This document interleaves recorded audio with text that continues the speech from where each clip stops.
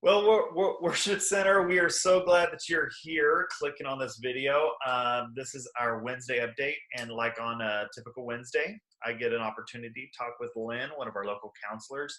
And Lynn, I just really appreciate you making time for us in this. But I was talking to Lynn prior to this about, and I think this would be a great subject matter, and that is how to parent in the midst of this kind of pandemic. What is it like to parent? What are some tips, some things? Because we're talking about building resiliency in our kids and all that different kind of stuff. So I just want to kind of take it over to you and help us parent. And I'm speaking almost solely for me. How can we do a better job parenting through this? Yeah, yeah. And not just for now, of course, but like in the longer picture of that, that's kind of important. Talking about resiliency is a great topic. It's something that has come out of so much mental health research. The higher resiliency that you have, the better mental health outcomes that you have. How do we give our children resiliency? Some of those ways that we do it are almost like an opportunity that we're given right now during COVID, because we're going through a stressful time. We're going through a time that could cause conflict in our families, going through some changes that our kids are going through with having to homeschool, to manage their time better, to fill up their time spaces. So one of the things about resiliency that I can kind of key in on as a parent, and I'll try and be succinct, is taking the opportunity not to solve your children's problems for them, taking the opportunity not to fill their empty spaces for them. So the more that you can step back and let your child problem solve, so giving them reasoning ability, helping them find emotional supports apart from you. How do they develop emotional supports outside of you as the mom or dad? Do they go to their siblings? Do they maybe text a friend? Do they seek God? Of course, even more primary than those opportunities. Learning about how, one of the things about resiliency is that it incorporates internal locus of control versus external. That's a whole nother discussion we might explore another time. But having a child be able to problem solve from the inside out and go, what do I have inside of me to take control of this day? Not what do you have to offer me, what does the world have to offer me, and or what terrible luck I have because we're going through this. Well, it has something to do with that. It's like, what do you do with the problem? You don't just sit in it and wallow. So that's a change of locus of control. Being able to establish a task alone, to finish something from start to finish without your assistance. Maybe it's time for them to learn how to do the laundry. You tell them how, you show them how, and then you take your hands off and let them figure out how to do the laundry. How about they have to be in charge of creating a family meal completely autonomously? You teach, you show, they do. That's going to teach them, again, more control from inside of them and problem solving skills that they got to figure out by themselves. And then taking the most of opportunities around you. So they have opportunities for learning that far just beyond even the scope of school right now. They can learn about a new, crocheting from, the online videos, learning something about the world, about nature, about even like what does physical fitness do to help you feel better. Maybe give them a platform, but then help them to just, you go launch and go do and come back and tell me how that went for you.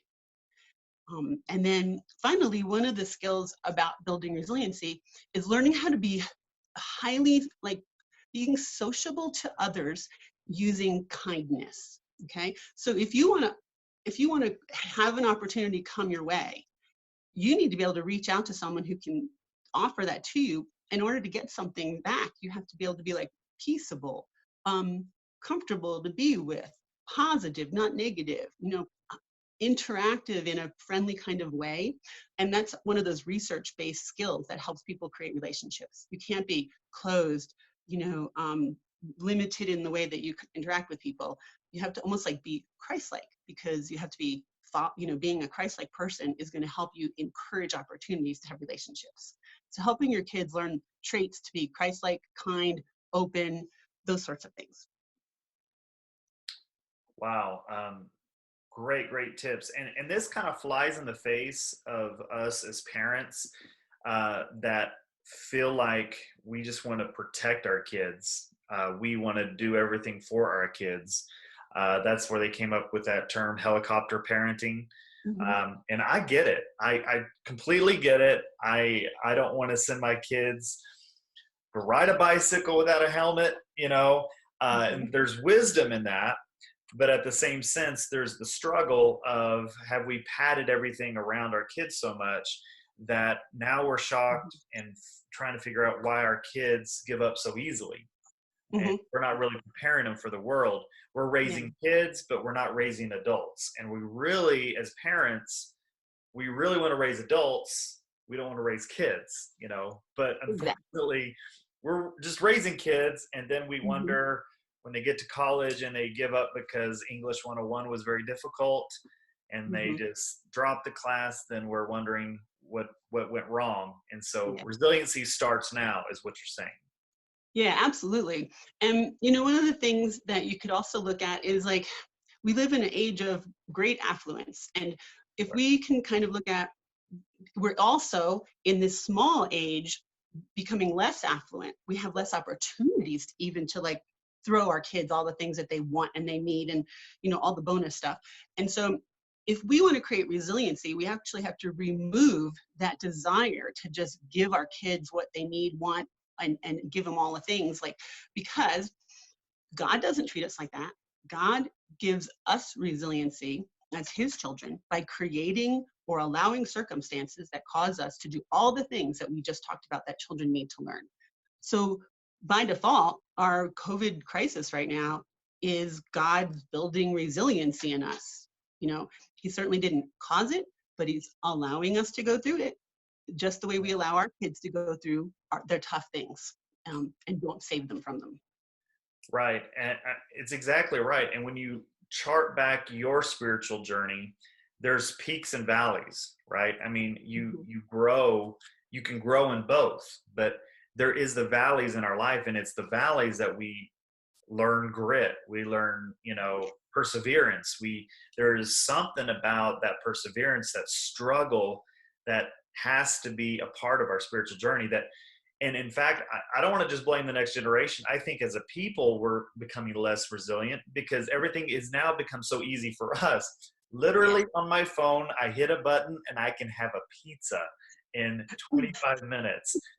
I mean, there's not even the struggle of, even calling them up. I mean, there's an app for everything. And so So true. we have to learn as Christians to make sure that we don't pad our life so much that we lose the resilience. So this isn't just for the next generation. We're not Mm. picking on millennials or Generation Z.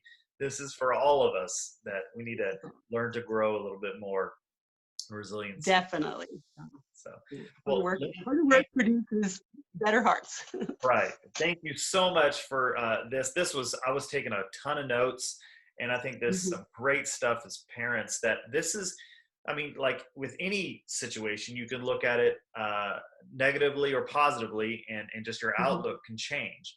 And if we looked at this as an opportunity to build in some stuff into our family that we haven't had time for, or the fact that we do need to be focusing on, but we've been so busy we haven't really focused on, teaching the Yeah. kids to do laundry, having them prepare the meal, teaching Yeah. some things that we really maybe have Mhm. lost sight of. So this is a great opportunity. Thank you so much. And Worship Center, I think this is some great stuff as parents that you need to do. And I think we're here to help. So if there's anything that you need, you can call the church office or get a hold of us on Facebook or anything. We're here to Yep. help and serve. Yeah. So Thanks. thank you, Lynn. You're welcome. Always a pleasure. See you again.